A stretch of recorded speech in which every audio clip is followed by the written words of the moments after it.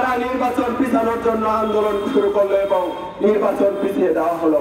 আজকে খুব পরিকল্পিতভাবে একটি ন্যারেটিভ দাঁড় করানোর চেষ্টা করা হয়েছে যে বিদ্যমান পরিস্থিতির জন্যই নির্বাচন পিছানোর দাবি করা হয়েছে কিছু শিক্ষার্থীদের পক্ষ থেকে। আমরা জানি তারা কারা, যারা নির্বাচনের কমিশন নির্বাচন কমিশন কার্যালয়ে তালা দিয়ে তারা এই নির্বাচনকে বাধাগ্রস্ত করতে চেষ্টা করেছিল বেশি শক্তি প্রদর্শনের মধ্য দিয়ে। কিন্তু রাজশাহী বিশ্ববিদ্যালয়ের শিক্ষার্থীদের প্রবল বাধার সম্মুখে, প্রতিবাদের সম্মুখে ছাত্রদল সেদিন ব্যর্থ হয়েছিল বন্ধুগণ।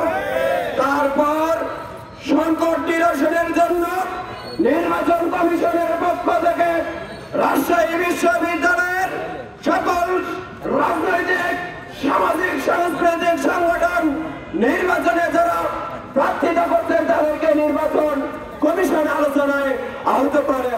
সেই আলোচনাটাকে সাড়া দিয়ে আমরা যখন সিনেট ভবনে আলোচনায় বসলাম তখন দেখলাম ছাত্রদল সহ বাম গণতান্ত্রিক ছাত্র জোট সেই আলোচনার টেবিল থেকে ওয়াক আউট করলো।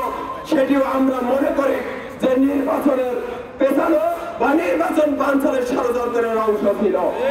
আমরা দেখলাম সেই গ্রুপটাই আবার পরিকল্পিতভাবে এই ন্যারেটিভ দাঁড় করালো যে বিদ্যমান পরিস্থিতির কারণে নির্বাচন পিছানো।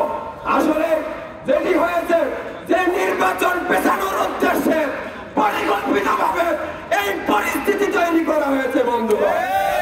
আমরা বলতে চাই সেখানে আমাদের আরো কিছু সহযোগিতা সেই লন্ডনের পাতানো ফাঁদে পা দিয়ে তারা নির্বাচন পিছানোর জন্য আন্দোলন শুরু করলো এবং নির্বাচন পিছিয়ে দেওয়া হলো।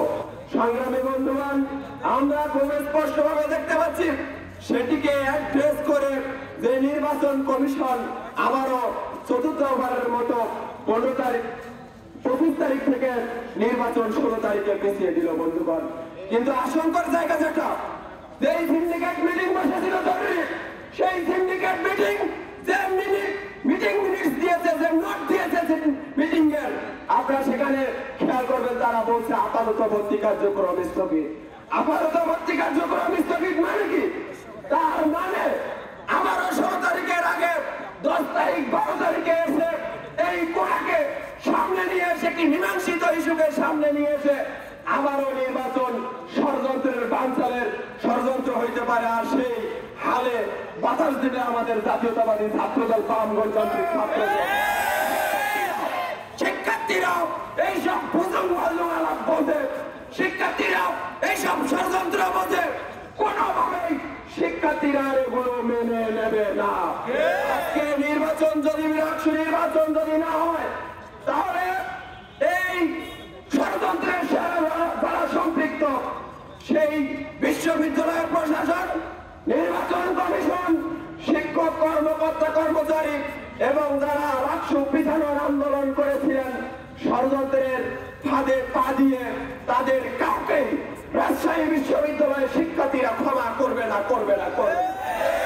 তাদের নাম ইতিহাসে লেখা থাকবে।